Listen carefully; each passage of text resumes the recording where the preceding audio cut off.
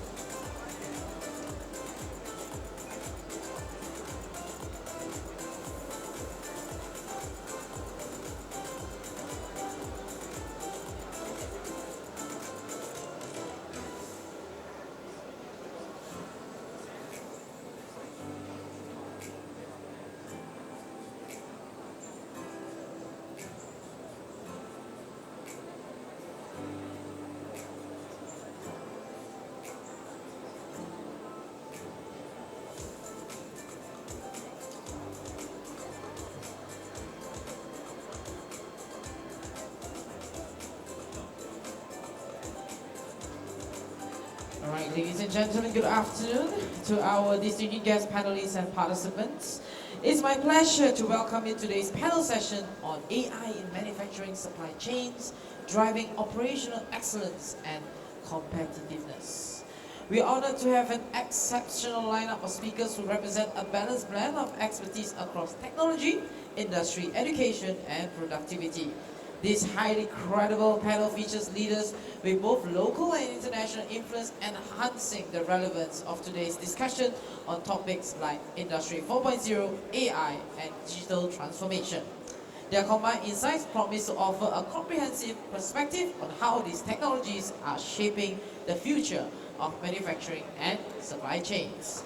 So, ladies and gentlemen, leading to our session, the moderator for today is Professor Dr. Lorela Chee, a dynamic leader in sustainable industrial development and supply chain innovation. Let's give a warm round of applause as she comes on the stage. With over 20 years of experience, she is a key advocate for the integration of AI and transformative technology in manufacturing, fostering Industry 4.0 ecosystem. Okay?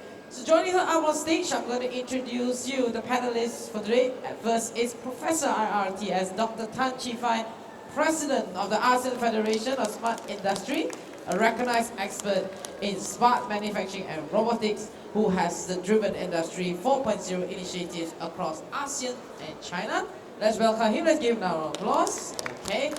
Coming up next is R.R. Johnson Tan, Head of Sales and Digital Industry at Siemens Malaysia and President of Malaysia Automation Technology Association. His leadership has advanced AI and automation across sectors like oil and gas, semiconductors, and pharmaceuticals. Coming up next is Dr. Chan Siu Chong, Dean of the Faculty Engineering and Quantity Survey at INTI International University, who plays a pivotal role in aligning education with Industry 4.0, ensuring that future engineers are equipped with the skills needed for AI-driven industry. Last but not least, let's welcome Saliza Sari, which is the Director of Modern Management and Technology at the Malaysia Productive Corporation. With her deep expertise in productivity and quality improvement, Saliza has been instrumental in advancing Malaysia Industry 4.0 agenda globally. Okay, this panel will provide comprehensive insight from diverse sectors, making a strong and impactful discussion. Please join me one more time to welcome them, and I'll pass the floor to our moderator today, Dr. Lorela Chee. Over to you. Thank you. Good afternoon, everyone. Okay, so AI. AI is redefining manufacturing supply chains, and it's going beyond just automation. We are looking at enhancing efficiency, agility, sustainability. So today, we're going to be very practical. We'll dive into real-world challenges and opportunities that come with this transformation, not just about operational excellence, but also about how AI is shaping new strategies in workforce development and continuous learning to keep our teams future ready. We'll look into how leading organizations are not just keeping up, but thriving. And we'll discover real-world challenges, what they have conquered, how they do it, and why investing in continuous learning and upskilling is a game changer. So, are we ready? Let's begin with Dr. Tan. AI is transforming supply chains by boosting efficiency and sustainability through data-driven decisions. Can you share your insights on where we stand today and what's next? Okay. Hello. Okay. Thank you, Lorela Chee, for the introduction. I just show you some PPT, very straightforward. Okay, at the back, you can see that this is a very common thing, right? Nowadays, robot dog, but Malaysia we cannot see somewhere here and there, but in China, this robot dog is very common. So do you know the price of this dog? Now in China, you can find in Taobao less than 10,000 RMB. This dog. Okay, this is what's happening now. Next one.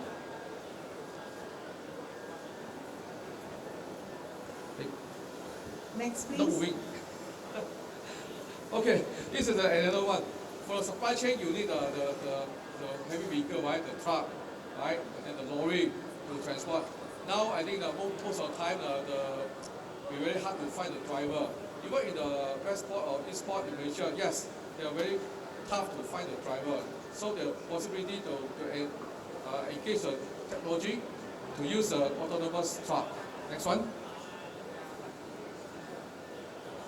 Next one. Okay, this one is very, very common, right? Food delivery, the last mile. To deliver the food, to deliver anything. Okay, next one. Yeah, this one I think very common. Not common, it's quite new in China, but Malaysia, yes, I think 2 years ago, Malaysia did have this technology to showcase.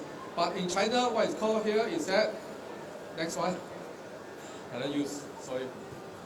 And low altitude economy is booming in China. Why? Because they look at the low altitude, the sky, right? To deliver the food, to deliver product. One of the important element in the supply chain. Okay, next one. Yeah, this is another one. Yeah, you have a station and then you send the product, the food, everything into the point from point to point. Next one. Another one is imaging now. It's a humanoid robot. Right? You heard about Tesla, right? But in China, there are more than 32 different models of a humanoid robot happening now. Of course, it's very challenging to design a robot like this because a lot of joint, the hand movement, I need a lot of R&D. So next one. Yeah, so we need to be friends. I think in future, not only we have now we have a robot, the so-called the collaborative robot arm. In future, human robot can be a partner with us or serving us or something. Even for the very harsh, very hazardous environment and repetitive work, we can use a humanoid robot. This is happening nowadays. So I just use a PPT to show you what's happening nowadays. It's happening, and then we need to prepare for it. Thank you. So AI Plus is something, AI will be go for everything. It's all possible. Okay, thank you. That means that AI on top of anything and everything. Thank you. Now next, let's come to Johnson. Let's shift our focus a little bit to the more technical things. What are some of the specific AI technologies that are revolutionizing manufacturing processes? And what does it take to integrate them into complex systems? Because we all hear people talk about, my system is not built for AI, how do I integrate? Johnson, take us there. Thank you, Datin Lorera. Okay, AI, when we talk about artificial intelligence, we have to look into perspective whether is this going to be an artificial intelligence that could affecting our day-to-day life, or how this artificial intelligence could affect the industrial workplace. Now, if you look into the perspective of integrating digitalization, there has been a lot of collaboration between the industrial world and the commercial world. People in the commercial world, like if you look into filmmaking, cartoon making, like Pixar, they make Finding Nemo, a lot of all these cartoons, and they have developed this kind of protocol called USD, Universal Scene Descriptor.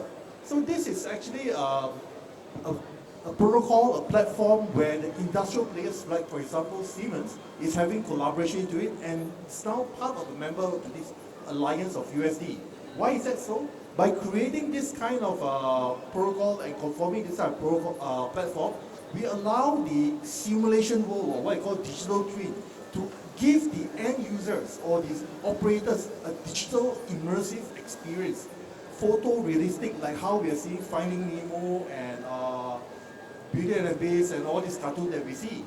And there are also many incidents that you can even have a collaborative team working with your peers in other parts of the world, like collaborating with Sony and all these things. So the world of AI and digitalization is merging together, where everybody right now is talking about collaborative engineering. This is one way. Another perspective when we talk about AI into the world of engineering or programming. With AI coming to play, we talk about generative AI, where we make use of natural language, for example. There are also user experience where Siemens and Microsoft are collaborating, where taking in natural language, for example. So as we speak today, Microsoft is actually taking in natural language like English into it and translating from speech to text and from text to program. So in this way, it allows the user, by just speaking naturally in English language, and this will then translate it to machine language where the machine, the PLC controller, can then influence the movements of the robots. And it can be also to the extent that if you have a detailed functional design description, and from there it looks to this tool or industrial co-pilot, and from there it can actually translate based on your inputted FDS and come up with the programming. So these are many case examples of how AI can be implemented in the world of industrial engineering. But these are all the good news. Now let's come to some realities fact-finding.